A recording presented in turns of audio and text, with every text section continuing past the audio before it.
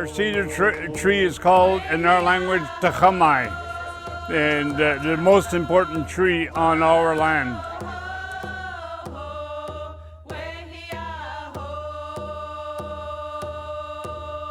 The meaning of the cedar is to provide not only clothing, medicine, homes. The very fibers of the roots were made to make baskets, different types of carrier forms, because we didn't have any boxes. In the old days, the containers were made from the cedar roots of the big cedar. And every piece of that cedar was utilized for one reason or another, right to the tips of the leaves that were made for medicine, into the branches that were made for healing. And without even killing the tree, sometimes planks would be taken from a tree to provide roofing, house frames, that type of thing. And our people carried those house frames wherever they went. So whenever they packed up to move to another territory, those planks were brought with them. And the planks were used for utilization eating, like eating planks, lay the salmon on them, smoke them, cook them, and eat right off the planks. So all of those forms, the whole cedar log was just part of our life, main part of our life. As you can see, the cedar hat that I'm wearing, it's a Haida cedar hat. I do cedar harvesting every year. We make cedar capes, cedar leggings, aprons. We use every part of the cedar tree. We use the boughs just for our cleansing and brushing off ourselves. Even in our canoes, we use the cedar tumut to protect our people. We use every part of the wood itself for our canoes, our longhouses, our paddles, our weapons, our boxes for storage. We use it for almost everything, and that's why we call it the mother tree, the tree of life. I mean, really, I'm trying to fit, probably about 5 hours of information into a small snippet.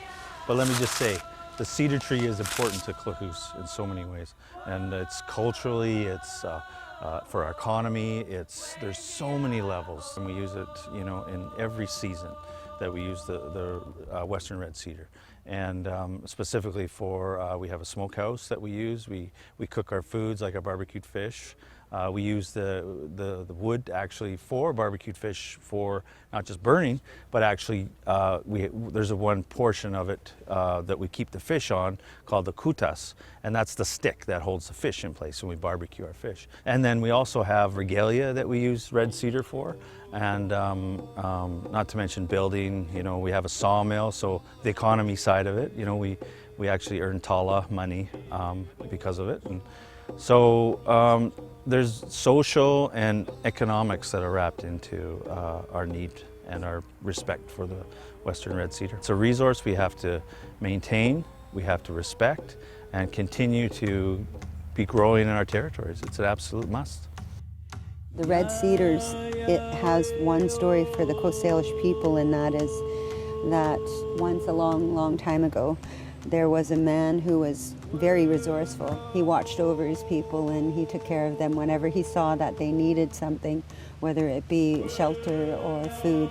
He would go help them or give it to them. And the Creator looked down and saw this man and seen that he was good, caring and sharing and loving. And they said, this is the way all men should be. This is the way all men should strive to be. He said, when this man dies, I will make an example of him. Where he dies, a tree will grow, and that tree will be the Western red cedar, and that tree will be useful to all the people to provide for them, as that man provided for them as well. So that's why our Western red cedar has so many uses. Actually, in the spring, the tips are edible as well.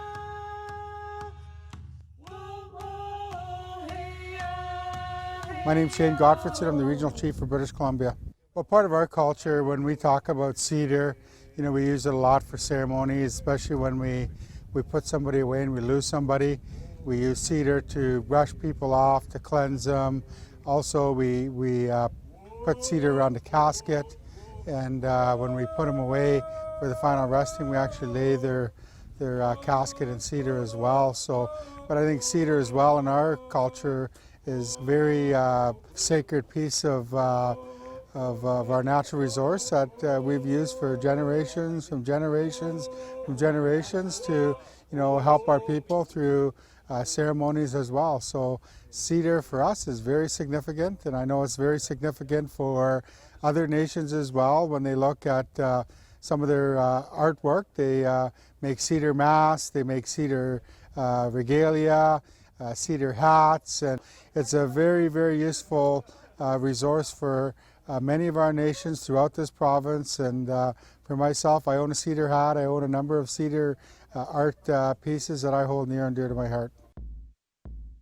One thing unique to Coast Salish is the cedar root baskets, because that's what we had in abundance. And being a Sechelt person, all of us were born and raised with grandmothers, grandaunts that would be just renowned, elaborate weavers. And traditionally, when you looked at a basket, you would understand whose family it came from the design elements. And what took place after contact, and especially with the visitors, the tourists that would travel to the Sunshine Coast through the Union Steamship, would be they had expressed interest in our baskets, so the woman would assist and support their families through basket making. So they started to do different design elements, and they even took it a step further that they would collaborate in their baskets to expedite the process. So one woman would work on the structure, the other would work on the bottom, one woman would focus on the body. And then my great-grandmother, who had exceptionally strong hands, she would do the top handle. Wow. And these were like, even late in life, these elderly women would travel up the mountains, and they would go and harvest their own cedar roots, which you can imagine would be somewhat labor-intensive. When I started weaving, one of my elders in Squamish told me that, of course I knew how to weave, it was always in me, it was just sleeping. And that made sense to me. And the more I wove, the more I realized, yes, it was, because I loved everything about it. And I could feel my ancestors around me, and I could almost hear them whispering, and I could hear their encouragement. And whenever I'm out in the bush, people, they talk about church and they talk about their spiritual practices. That's where I feel closest to God, the creator, whatever you want to call that being. That's where I feel at home. I feel safe out there. I'll go by myself. It doesn't matter to me. I just like the smell, and I like the sound and the quietness and the colors. And I look around and I think, how did I grow up in that element, always around cedar and with my grandmother, and not weave before that? All those beautiful baskets in her home, beautiful baskets that were probably 100 years old. And when I look back at that and think about those baskets and think about everything that she knew and everything that she taught me, it connects me to her, and it connects me to her mother and her aunts that were beautiful weavers. And I'm like them. I'm doing the same thing, and it just makes me feel connected from the ground up, and it just makes me feel whole. It makes me feel whole. The most important tree on our land is the cedar tree. And in saying that is because my elders of a long time ago, I used to help them as a child go and pack their roots out so they can make their baskets. And the boughs are to be used for blessings, and the roots are used for basket weaving, and the bark is used for weaving mats and hats and so on. And the tree itself is used for lumber, and you build houses, and we even use the cedar for open fire salmon. In our language, it's called kota. Every part of the tree, right from the branches, the bark, the roots, and the whole trunk and that itself is used. It's not wasted. It's used for many purposes, and my purpose is to carve poles to bring out the stories of Sechelt Nation. Well, in carving, it's the traditional, the most traditional tree we can carve with. The red cedar tree is is very sacred to our people.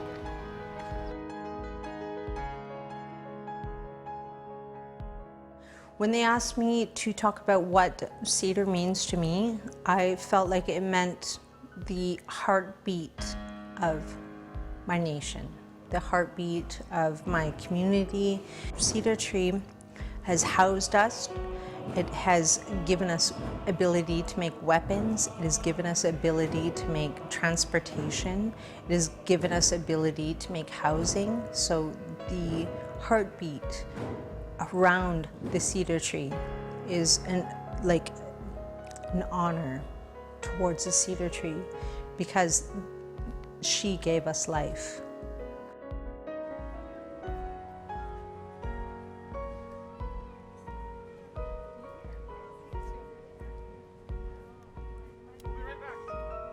I've been an artist most of my life, and cedar's been a huge part of it. I've been weaving for about 20 years. When I go in to the forest and I harvest cedar bark for weaving or materials for art, I was taught that you only take 1/4 of the tree and you take it on the north side. And the reason for that is the north side doesn't receive sun damage, so it's easier to heal. And the tree will be able to heal faster if you only take 1/4, so you only take what you need. The cedar root, cedar bark, cedar tree is become a central part of my art practice in terms of lineage and history and the way that I conceptualize my culture.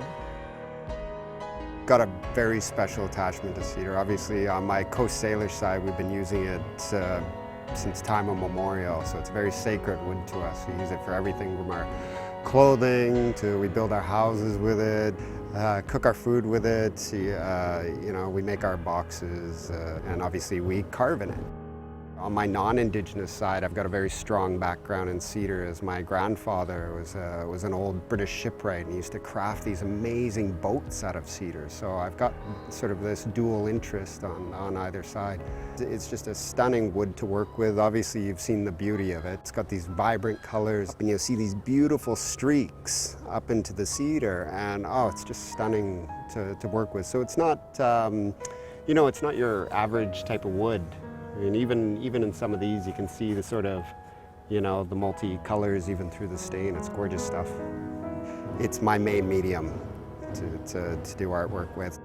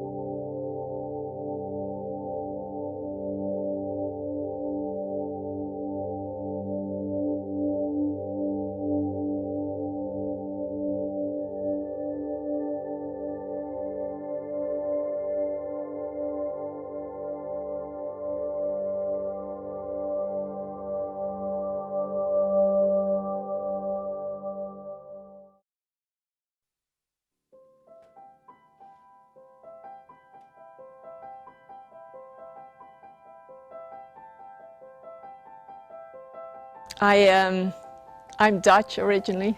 I come from Europe, and when we moved here, I was in my mid-30s and I got introduced to this forest. And it meant the world to me to see the space and the expanse of the land and the big, tall trees. I love all the textures that I see in the forests and all the barks and all the mosses that grow on the bark and grandness of the cedar trees here. Like coming from Holland, a tree is never taller than whatever it is, 20 feet, but the cathedral feel of the forest, the grandness of those cedar trees that stand so tall and so proud, it's a spiritual place for me to be. That's what it stands for, almost as an opposite to human civilization. I like the rawness of nature, all the textures. And I think really that's what cedar means to me. The grandness, the renewal of it. And yeah, it's what speaks to me.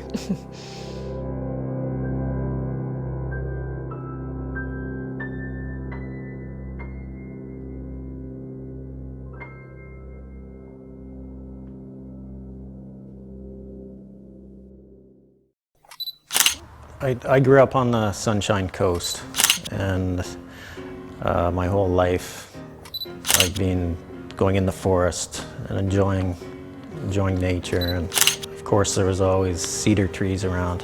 When I picked up a camera, I really started to look closer at them and see how, I don't know, the textures of the bark, the branches, even the roots alongside the creeks.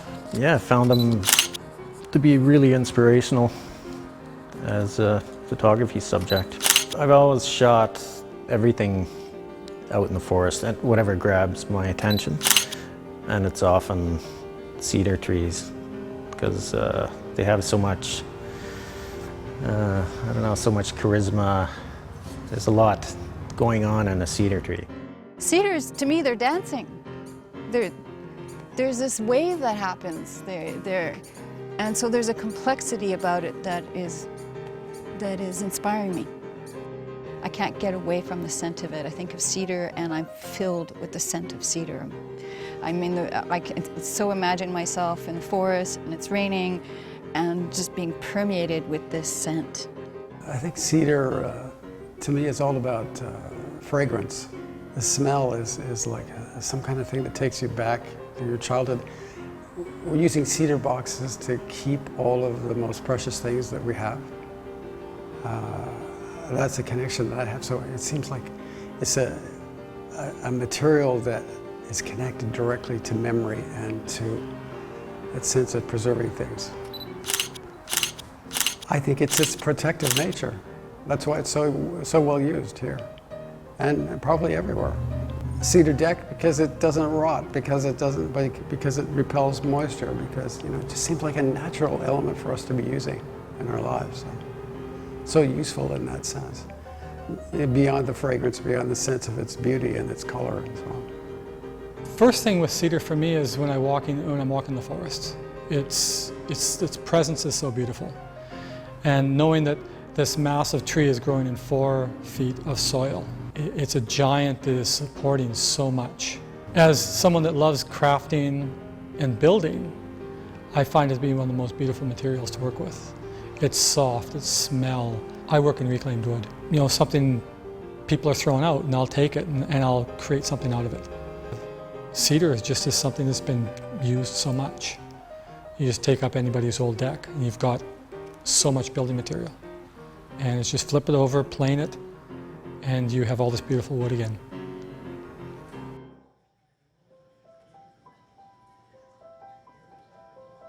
My name's Kirk Michael. I'm from North Vancouver. Migrated out here to get away from the hectic city life of Vancouver and the traffic, and spent the first couple of years just walking the beaches and getting a feel for the community, and eventually just sort of stumbled across some nice pieces of wood and started wondering what I could do with them, and then making benches or mirror frames, and tables and coasters, and they're the biggest seller.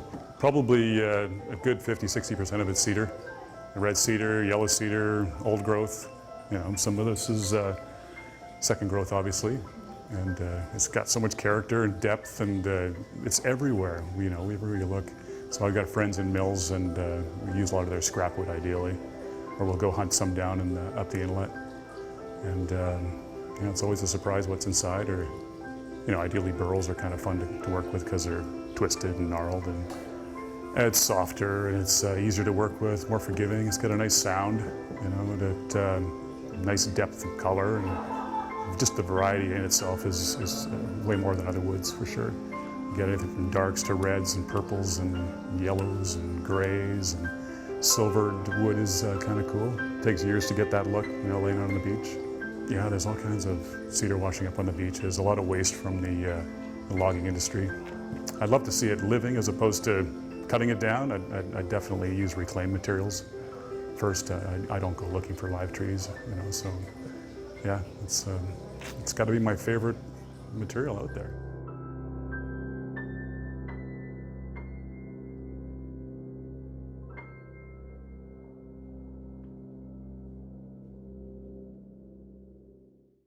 Some of the glasswork that I do is inspired by wood, trees in general, and what I really like to look at is that thin veil of existence that life hangs onto. So in many respects, a tree is a remnant. This is the remnant of its growth, and there was this very, very thin layer of growth called the cambium, and then on the other side of that is the bark, which is the protective side. And the pieces that I've done in glass talks about that thin, fragile veil of existence that we all literally hang on to here on this earth. I'm really intrigued by this log because it's sheer age. This log is older than pre-Western contact. Interestingly enough, on the Sunshine Coast is some of the world's oldest yellow cedar trees. There's one dated to 1,900 years old. And working with a tree this old and the obvious neglect that it has had. It floated in the water for years. It's teredo eaten with these holes here. For 500 years it lived, and then it really didn't serve any purpose or meaning. It could very well just have turned into toilet paper, and that's the way Western culture looks at trees. When I saw this log, it spoke pretty loudly to me what it needed to be. So I want to use it to send a message from deep within the heart of this tree from 500 years ago. So I'm going to turn it into a cannon. What I find inspiring about cedar is basically this region. Cedar was such an integral part of humanity's existence and growth that I wish to respect that in some sense. It's something that I want to learn more about. And working with a tree this old and the obvious neglect that it has had in some small way by working with this log, I want to create a voice for it.